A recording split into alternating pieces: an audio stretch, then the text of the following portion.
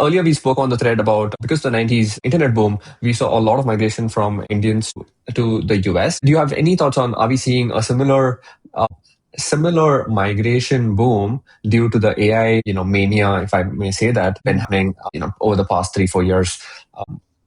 Yeah, so okay, so the AI thing is actually complicating things, I think, a lot for a few different reasons, right? So there is a demand for certain types of talent, right? But AI is also kind of labor replacing technology in some ways.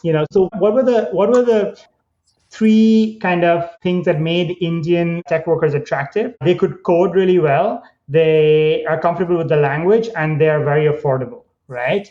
Now, AI kind of beats at these entry level workers at each of these three, right? AI can code better in some ways for certain tasks. Language is never an issue, and it's getting cheaper and cheaper, right?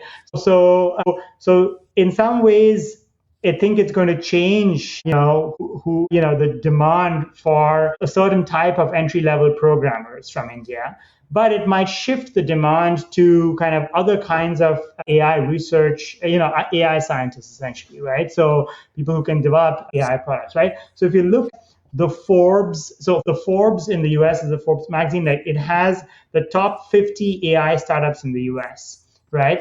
Out of the top 50 AI startups in the US, 10 are founded by Indians, right? So Indians are now playing this important role. They're either founded or co-founded by Indians, right? So they're playing this important role. They're trying to pivot in the US to kind of be a part of this new AI boom, right? And again, it just shows kind of the talent that there is in India, right?